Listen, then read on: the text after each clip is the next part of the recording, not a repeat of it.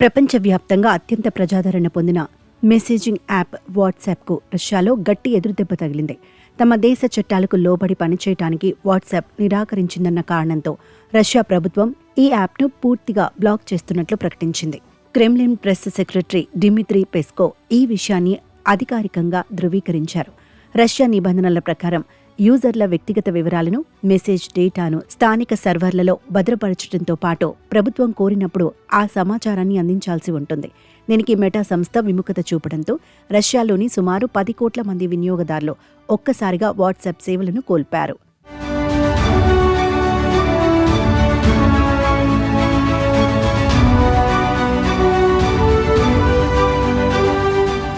Russia తీసుకున్న ఈ నిర్ణయంపై వాట్సాప్ యాజమాన్యం తీవ్రంగా స్పందించింది.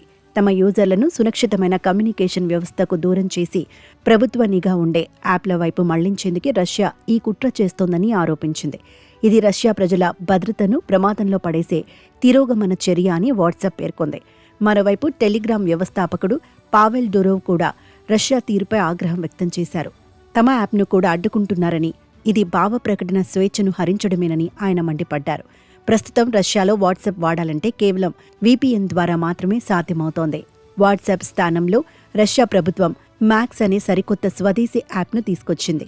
ఇందులో కేవలం మెసేజింగ్ మాత్రమే కాకుండా బ్యాంకింగ్, ప్రభుత్వ సేవలు, డిజిటల్ ఐడి, పేమెంట్స్ వంటి సదుపాయాలు కూడా ఉంటాయి. రష్యాలో విక్రయించే ప్రతి స్మార్ట్ ఫోన్, ట్యాబ్లెట్లో ఈ మ్యాక్స్ యాప్ను ముందే ఇన్స్టాల్ చేసి ఉండాలని ప్రభుత్వం ఇప్పటికే ఆదేశాలు జారీ చేసింది.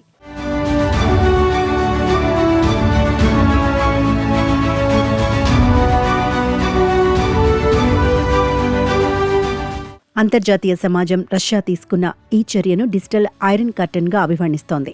ఉక్రెయిన్ యుద్ధం తర్వాత పశ్చిమ దేశాల సాంకేతిక సంస్థలపై రష్యా తన పట్టును బిగిస్తోంది.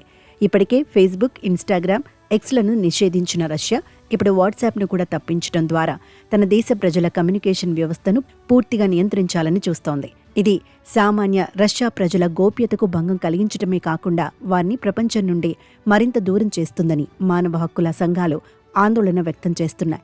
టెక్ యుద్ధంలో రష్యా వేసిన ఈ అడుగు మున్ముందు ఇంకెన్ని మార్పులకు దారితీస్తుందో చూడాలి.